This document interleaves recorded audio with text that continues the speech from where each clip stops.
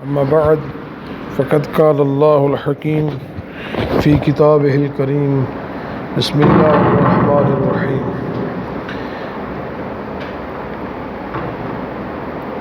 ذلك الكتاب لا ريب فيه هدى للمتقين۔ سامعین گرامی، معززین کرام، سامعین مکرم، ہماری گفتگو سورہ بقرہ کی یہ آیہ مجیدہ دوسری آیہ ہے جس میں پروردگار عالم نے یہ خوشخبری اور نوید سنائی کہ یہ کتاب ہدایت اور یہ کتاب حیات اور یہ نسخہ شفا جو ہے، جو کہ لا ریب اور بے عیب ہے، یہ صرف اور صرف متقی لوگوں کی ہدایت کے لیے ہے۔ یعنی اگر اس سے واقعی ہدایت حاصل کرتے ہیں اور ہدایت یافتہ ہوتے ہیں تو وہ اہل تقوی ہیں، متقین۔ اور ان کی صفات ذکر ہو رہی تھیں۔ پہلی صفت تھی ان کا عقیدہ اور ان کا ایمان بالغیب، اللہ کی ذات پر، غیب پر ان کا پختہ عقیدہ و ایمان ہوتا ہے۔ اور دوسری ان کی صفت یہ ہے کہ وہ نماز کو پابندی سے ادا کرنے والے ہوتے ہیں، یعنی اہل نماز ہوتے ہیں۔ آج پھر اسی دوسری صفت پہ گفتگو ہوگی۔ کل بھی ذکر کیا تھا کہ یہ صفت جو ہے اہل نماز ہونا، یہ متقیوں کی صفت بھی ہے اور مومنین کی صفت بھی ہے۔ قرآن پاک میں جہاں پہ مومنوں کی شناخت کروائی، مومنین کی نشانیوں کو بیان کیا، ان میں بھی اللہ نے اہل ایمان کی صفات میں سے اہم ترین اور بنیادی ترین صفت نماز کا تذکرہ فرمایا۔ مثلا سورہ مومنون میں ذکر فرمایا قد افلح المومنون الذین هم فی صلاتہم خاشعون۔ مومن وہ ہوتے ہیں جو نماز میں خشوع، خضوع، تواضع، انکساری، فروتنی اور نہایت عاجزی کے ساتھ اپنی نمازوں کو ادا کر رہے ہوتے ہیں۔ اور اسی سورہ مومنون میں ایک اور جگہ پہ پروردگار عالم نے ان کا تذکرہ جو ہے ذکر کرتے ہوئے فرمایا کہ یہ مومنین وہ ہوتے ہیں کہ والذین هم علی صلواتہم یحافظون، اپنی نمازیں جو ہوتی ہیں وہ ان کی نگہداشت کرنے والے اور اپنی نمازوں کی حفاظت کرنے والے لوگ ہوتے ہیں، یعنی پابندی کے ساتھ، پختگی کے ساتھ اپنی نمازوں کو ادا کرتے ہیں۔ یہ کبھی کبھار والے لوگ نہیں ہوتے کہ کبھی کبھار نماز کو پڑھ لیا اور باقی نماز جو ہے وہ کبھی چھوٹ جاتی ہے، نہیں، وہ نماز کو اول وقت پر پابندی کے ساتھ ادا کرنے والے لوگ ہوتے ہیں۔ کل بھی میں نے عرض کیا تھا کہ جب امام علیہ السلام سے یہ پوچھا گیا کہ مولا اللہ کا محبوب اور مقرب بننا ہو، معاویہ ابن وہب نے سوال کیا تو چھٹے تاجدار ولایت نے فرمایا کہ اگر تم اللہ کا محبوب اور اللہ کے مقرب بندے بننا چاہتے ہو تو آقا نے فرمایا کہ میرے نزدیک معرفت الہی کے بعد نماز سے بڑھ کر کوئی چیز نہیں ہے۔ نماز ہی سب سے بڑی تقرب الہی کا وسیلہ ہے اور پروردگار عالم کی خوشنودی کا موجب ہے۔ اس کے علاوہ امام صادق علیہ السلام کا ارشاد ہے جس میں حضرت فرماتے ہیں ان العبد اذا صلی فی وقتہا، جب کوئی شخص نماز کو اس کے وقت پہ ادا کرتا ہے، نماز فجر کو اول وقت، نماز ظہر کو بھی اس کے اپنے وقت، نماز عصر کو اس کے اپنے وقت پہ ادا کرتا ہے، جب کوئی نماز گزار اپنی نماز کو اول وقت پہ ادا کرتا ہے، وحافظ علیہا، اور اپنی نمازوں کی محافظت کرتا ہے، نگہداشت کرتا ہے، پابندی کرتا ہے، اوقات کی رعایت کرتا ہے، تو پروردگار عالم نے کتنا اس کے لیے ایک تحفہ دیا ہے۔ آقا فرماتے ارتفعت بیضاء نقیہ، تو اس سے، اس کی پیشانی سے، اس کے وجود سے ایک سفید پاکیزہ نور ساطع ہوتا ہے، پاکیزہ نور اس سے بلند ہوتا ہے، آسمان کی طرف اٹھتا ہے اور اس کو آواز دے کر کہتا ہے حفظتنی حفظک اللہ، تو نے میری حفاظت کی، اللہ تیری حفاظت کرے گا۔ تو نے مجھ نماز کی حفاظت کی، اول وقت پہ ادا کیا، نگہداری کی، اس نماز کی پابندی کی، مواظبت کی، دعا کرتا ہے وہ نور کہ اللہ تیری حفاظت کرے گا۔ اور جو لوگ اس نماز کو اول وقت پہ ادا نہیں کرتے، وَإِذَا لَمْ يُصَلِّهَا بِوَقْتِهَا، جو شخص اس نماز کو اس کے وقت پر ادا نہیں کرتے، وَلَمْ يُحَافِظْ عَلَيْهَا، اور اس اپنی نماز کی مواظبت نہیں کرتے، نگہداری نہیں کرتے، پابندی نہیں کرتے، حفاظت نہیں کرتے، اول وقت پہ پڑھنا بھی عادت نہیں ہے، اور نماز کی نگہداری اور اس امانت جو ہے اس کی نگہداشت کرنا یہ بھی اس سے لاپرواہی برتتے ہیں، تو ان سے بھی ایک قسم کا وہ سیاہی جو ہے وہ بلند ہوتی ہے۔ ارتفعت سوداء مظلمہ،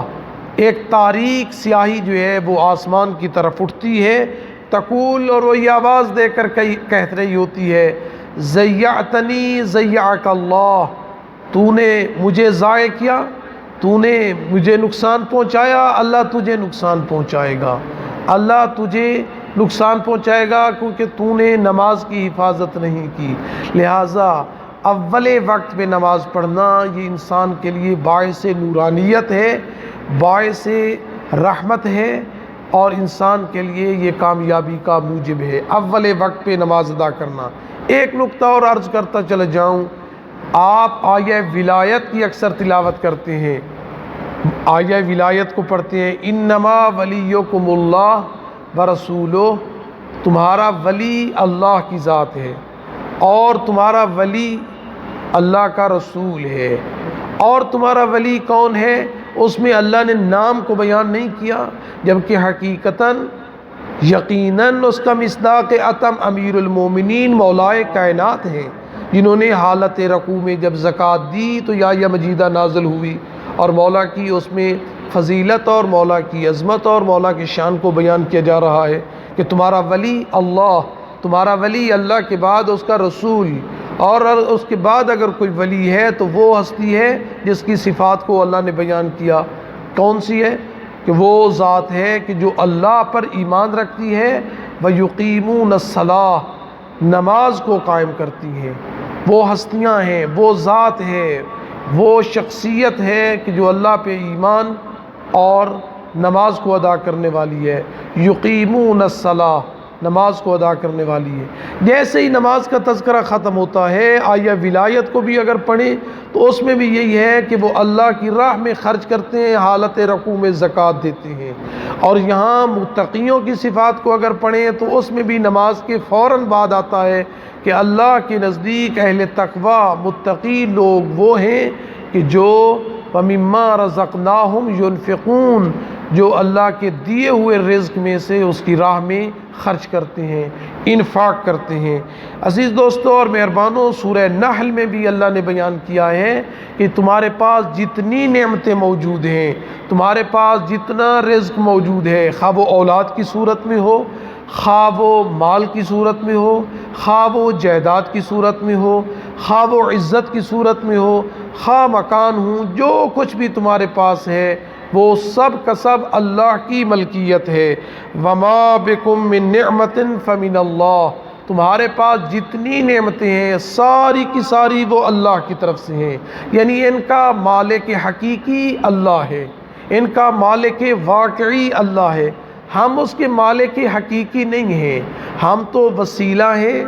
ہم تو اس کے سفیر ہیں جو اس کے مال کو اس کے حکم کے مطابق خرچ کرنے کے پابند ہیں، ہم مالک نہیں ہیں۔ اصلی مالک اللہ ہے، وہ کہتا ہے میرے اس مال کو فلاں جگہ پہ خرچ کرو، ہم پابند ہیں کہ اس کے مطابق خرچ کریں۔ اب تمہاری گندم تیار ہو گئی ہے، گندم میں سے اتنا حصہ فقیروں، مسکینوں، یتیموں، غریبوں کو زکوٰۃ کے عنوان سے دے دو، 20واں حصہ ہے، 10واں حصہ ہے، یہ اپنی گندم جو ہے اس کے حاصل کرنے کے بعد اس میں سے زکوٰۃ کو دو۔ تو گویا کہ مال اسی کا ہے، میں اس کا ایک نوکر ہوں، میں اس کا ایک ملازم ہوں، میں اس کا ایک سفیر ہوں، میں پابند ہوں۔ مالک جہاں فرماتا ہے مجھے اپنے مال کو وہیں پہ ہی خرچ کرنا چاہیے چونکہ مال اس کا ہے۔ وَمَا بِكُم مِّن نِعْمَةٍ فَمِنَ اللَّهِ، مالک حقیقی اللہ ہے، مال اسی کا ہے اور اسی کے مطابق جو ہے تم خرچ کرو۔ پھر سورہ نور میں بھی یہی فرمایا ہے وَآتُوهُم مِّن مَّالِ اللَّهِ الَّذِي آتَاكُمْ،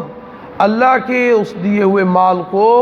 تم خرچ کرو جہاں پہ وہ خرچ کرنے کا ارادہ رکھتا ہے، اس کے مال میں سے اللہ نے جو تمہیں مال عطا کیا ہے وہ تم مال ان لوگوں کو دو، اللہ کے حکم کے مطابق اس مال کو خرچ کرو۔ عزیز دوستوں مہربانوں، حدیث قدسی کے بھی یہ الفاظ ہیں جس میں پروردگار عالم نے یہ فرمایا ہے کہ یہ مال المال و مالی، مال میرا مال ہے،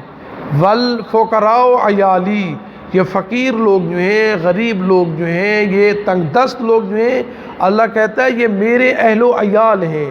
مال میرا ہے۔ فقیر، تنگ دست، غریب، مفلس، نادار، یہ لوگ میرے اہل و عیال ہیں۔ والامراء وکلائی، یہ امیر لوگ جن کے ہاتھوں میں یہ مال آیا ہے، مالدار بنے ہوئے ہیں، یہ اس مال کے اوپر میرے وکیل ہیں، یہ میرے اس کے سفیر ہیں، یہ میرے حکم کے مطابق مال کو خرچ کرنے کے پابند ہیں، یہ میرے وکیل ہیں۔ گویا کہ مال کا مالک واقعی اللہ ہے، یہ اس کے وکیل کی حیثیت سے مال کو اپنے موکل کے حکم کے مطابق، اس مالک کے حکم کے مطابق خرچ کرنے کے پابند ہوں گے۔ پھر اللہ نے نشاندہی فرما دی کہ فقراء میرے اہل و عیال ہیں، ان پہ تم کو خرچ کرو۔ اگر تم بخل کرو گے، اگر تم مال کو میرے حکم کے مطابق میرے ان بندوں فقراء پہ، میرے ان اہل و عیال پہ خرچ نہیں کرو گے تو میں بھی تمہیں بغیر کسی جھجک کے، بغیر کسی پرواہ کیے تمہیں جہنم میں جھونک دوں گا، اس لیے کہ وہ تو صمد ہے، وہ تو کسی کا محتاج نہیں ہے، لہذا اپنے مال کو انفاق جو ہے وہ کرنا چاہیے۔ انفاق جو ہے وہ صرف مال تک محدود نہیں ہے، علم کو بھی خرچ کرو، علم کی بھی زکوٰۃ ہے۔ اللہ نے اگر تمہیں جاہ و منصب دیا ہے اس کا بھی انفاق کرو، اگر تمہیں اللہ نے اولاد دی ہے اس کو بھی انفاق کرو۔ صرف یہ انفاق نہیں ہے کہ 100 روپے میں سے 50 روپیہ دے دیا تو یہ انفاق ہے، نہیں، علم کا انفاق کرو۔ جاہ و منصب، اللہ نے کسی کو کوئی پوسٹ دے دی ہے، کوئی منصب عطا کر دیا ہے، کوئی اس کو اگر کسی طرف سے کوئی اچھی ملازمت مل گئی ہے تو اس میں کو چاہیے کہ وہ اس میں بھی انفاق کرے، لوگوں کا مددگار بنے، لوگوں کی مشکل میں کام آئے، اس میں بھی انفاق کرنا چاہیے۔ لہٰذا ہر وہ مال، ہر وہ چیز جو اللہ نے تمہیں عطا کی ہے اس میں سے انفاق کرنا چاہیے۔ یہ کبھی نہیں کہنا چاہیے یہ مال میری محنت سے ہے، میں نے کمایا ہے، نہیں، اگر یہ کہیں گے تو یہ قارون کا نظریہ ہے۔ قارون کو جب کہا گیا کہ یہ مال جو ہے یہ تو تمہیں اللہ نے دیا ہے، جواب میں وہ کہنے لگا یہ تو میرے اپنے علمی فن کی وجہ سے مجھے حاصل ہوا ہے۔ حالانکہ جو کچھ بھی ہوتا ہے، مال اور دولت و علم و جو کچھ چاہو منصب نصیب ہوتے ہیں، دینے والا اللہ کی ذات ہے۔ دعا کرتے ہیں کہ رب العالمین ہمیں نماز کی پابندی اور انفاق کی توفیق عنایت فرمائے۔ یا اللہ، ماہ صیام کے صدقے، ماہ مبارک رمضان کے صدقے ہمیں قرآن پاک کی ان آیات پر عمل کرنے کی توفیق عطا فرما۔ یا اللہ، ہمارے والدین کے گناہوں کو معاف فرما، قرآن پاک پڑھنے، سمجھنے، عمل کرنے کی توفیق عنایت فرما، ہمارے دلوں کو نور قرآن سے منور فرما، قیامت کے دن ہم سب کو قرآن و اہل بیت کی شفاعت نصیب فرما۔ میرے اللہ، اہل بیت رسول کی عزت کا واسطہ ہمارے مولا و آقا امام زمانہ کا ظہور جلد فرما، امام کے صدقے ہم سب کی مشکلات آسان فرما۔ یا اللہ، قلب مطہر امام کو ہم سے راضی فرما۔ میرے اللہ، ہماری گنہگار آنکھوں کو یوسف زہرا کی زیارت نصیب فرما، امام زمانہ کی خوشنودی، مولا کی سلامتی، ظہور میں تعجیل، آقا کی زیارت کی شرف یابی کے لیے بلند آواز سے صلوات۔